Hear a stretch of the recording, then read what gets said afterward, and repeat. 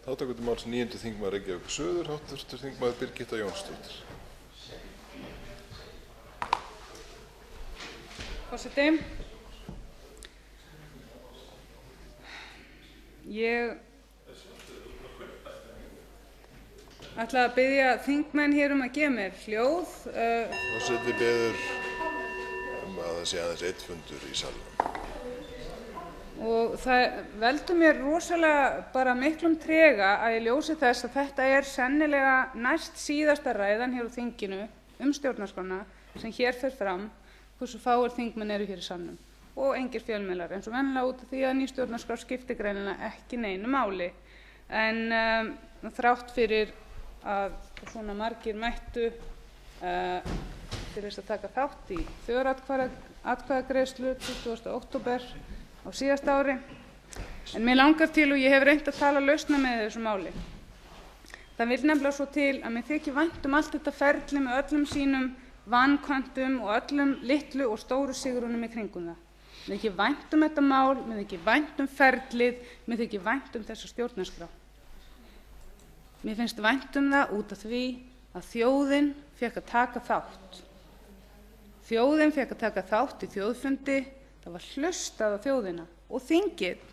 Það gerir sér grein fyrir því í aðdraganda, eða réttara sagt ekki þingið, heldur langflestir flokkarnir gerðu sér grein fyrir í aðdraganda síðustu kosninga að fólk vildi nýja stjórnarskrá. Því að hér fyrir utan þetta hús var kallað eftir 4 hlutum. Það var orðið við 3, en sá 4. stóð út af sem var ný stjórnarskrá skrifuð af þjóðinni til handa þjóðinni. En nú það þannig að þingið komið í öngstræti á síðustu metrunum. Og það finnst mér óendanlega sorglegt. En út af því ég sagðist vilja tala lausna með að þá ætla ég að byrja á því að þakka stjórnskipunar- og eftirlitsnefnd Alþingis, eða réttara sagt meirihlutanum þar, fyrir mjög góða vinnu hér á lokasprettinum og alla jafna síðustu meðan að það hefur haft þetta mál á sinni könnu. Ég verð þó að gagnrýna hve langan tíma það tók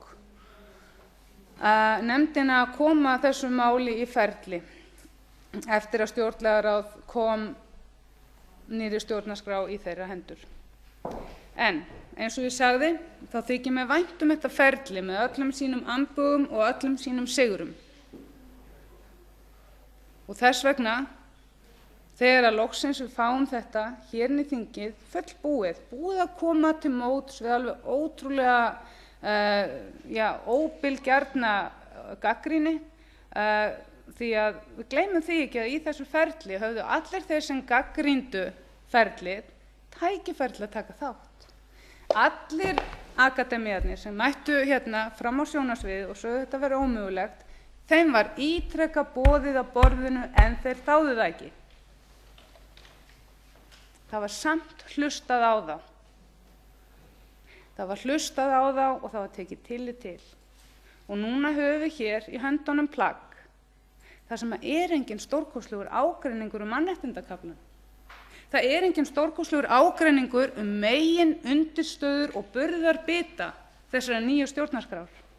Það standa út af örfáir hlutir. Og af hverju, forseti, af hverju fáum við ekki að ljúka þessum áfanga málsins á þinglegan hátt? Þar sem að út af stendur getum við greitt sérstök atkvæði það hægt að koma með breytingatillögur. Af hverju fær þetta mál ekki sitt þinglega ferli? Hvað það sem hindrar? Skyldu að vera allir þeir hlutir sem að þingmaðurinn háttvirtur Margrét Tryggvadóttir ræddi í sinni ræðu? Getur það verið? Getur það verið að þeir þingmenn sem ég ber hvað mesta virðingu fyrir hérna á Alþingi ætla að láta beygja sig undir slíka svívirðu? Ég trúi því ekki. Ég vil treysta á þá félaga mína sem ég veit að geta staðið í lappirnar að tryggja það að þetta mál fari ekki þannig frá þinginu núna í lok þingsins að næsta þing geti gert hvað sem við tillögur stjórnlagaráðs. Því að það er ekki nokkur virðing borin fyrir þessum tillögum hjá háttvirtum þingmönnum Sjálfstæðisflokksins og Framsóknarflokksins. Það er engin virðing borin. Þeir munu taka þetta fallega plagg, þessa heildstæðu endurskoðun og stjórnarskrá lýðveldisins sem er gerð á þann máta að fólk út allan heim öfundar okkur fyrir aðkomu almennings að þessu máli. Ætlum við að missa þetta og greipum okkar á síðustu stundu og láta einhverja örfáa aðila skemma ferli út í að þeir halda það? Þeir treysta í einhverju blindni, ég trúi ekki einu sinni þetta sé traust. Þetta er einhver undarleg pólitík sem ég skil ekki. Pólitík sem fer þvert á það sem að við lofuðum. Við settum þetta í þjóðaratkvæðagreiðslu. Hvar eru 35 þingmennirnir sem gerðu það? Hvar eru þeir? Við settum þetta í þjóðaratkvæðagreiðslu, við báðum að fá lána á dómgreind hjá þjóðinni, við báðum leiðsögn og nú ætlum við að gefa henni puttann. Ég skammast mín fyrir að tilheyra þjóðþingi sem gerir slíkan hlut. Og ég vil ekki fyrir í fullan hnefana trúa því að við séum bara 3 sem ætlum að taka þetta alla leið.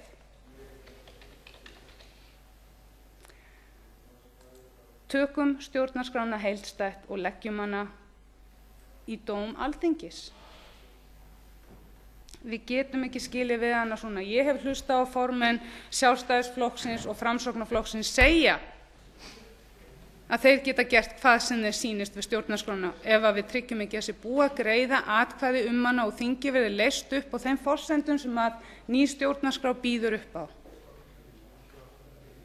Það er ekki hægt að treysta fólki í stjórnmálum. Ég hélt að við værum búin að læra það. Ég hélt að við værum tilbúin til að horfast í augu við vanmátt okkar. Þó að tillagan sé falleg sem kom frá háttvirtum þingmanni Guðmundi Steingrímssyni og öðrum þingmönnum eða þingmanni Bjartrar framtíðar að við getum setið hér tárvot á 70 ára afmæli á 70 ára afmælinu á næsta ári og greitt þjóðaratkvæðagreiðslu nýja stjórnarskrá. Þá held ég að það sé alveg ótrúlegur barnaskapur að halda að það verði þessi stjórnarskrá sem við sitjum með í höndunum í dag. Það verður ekkert í líkingu við það. Þingið hefur ekki getað gert þetta í 70 ár. Það er þess vegna sem við fólum þjóðinni þetta verk. Það er þess vegna. Þess vegna verðum við að tryggja það að þetta ferli endi ekki á þann hátt að næsta þing hafi frítt spil og við fáum ekki nýja stjórnarskrá fyrr en eftir næstu 70 ár eða næst þegar verður það mikið hrun hér á Íslandi að það er ekki annað hægt en að hlusta á þjóðarvilja og fara eftir þeim kröfum sem koma frá samfélaginu. Nei, nú ætla þingið bara að múra sig hérna inni aftur. Það getur haft mjög slæmar afleiðingar. En við skulum muna það að það öngstræti sem við erum komin inn í er mannanna verk. Við getum komið okkur út úr þessu öngstræti því að hver sá sem að væri ábyrgur fyrir því að þessi ræða mín hér sé eins konar líkræða yfir nýrri stjórnarskrá sem að kom frá stjórnlagaráði, sem eitt sinn var stjórnlagaþing, sem að eitt sinn var 1000 manna þjóðfundur, sem að endaði í þjóðaratkvæðagreiðslu þar sem að meirihluti þjóðarinnar sagði við viljum þessa stjórnarskrá. Ég skora á samþingmenn mína sem ég veit hafa bein í nefinu til þess að taka þátt í dagskrárbreytingartillögu þingmanna hreyfingarinnar.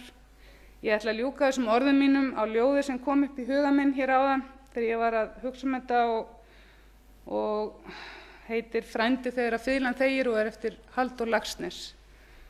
Og mig langar til þess að biðja þingmennum að hlusta vel á þetta ljóð því að það minnir mér svolítið á þetta ferli. Frændi þegar fiðlan þegir, fuglinn krýpur lágt að skjóli, þegar kaldrir vetrar vegir, villa sín á borg og bóli. Sé ég oft í óskahöllum, ilmaskógum betri landa, ljúfling minn sem ofar öllum, Íslendingum kunni að standa. Hann sem eitt sinn undi hjá mér, eins og tónn á fiðlustrengnum, eilíft honum fylgja frá mér, friðarkveðjur brottu gengnum. Þó að brotni þorn í sylgju, þó að hrökkvi fiðlustrengur, ég hef sæmt hann einni fylgju, óskum mínum hvar hann gengur. Og það er mín ósk, að stjórnarskráin okkar fái að fara í þinglega meðferð. Það er ævarandi skömm allra þeirra þingmanna sem standa í vegi fyrir því ef þeir gera það.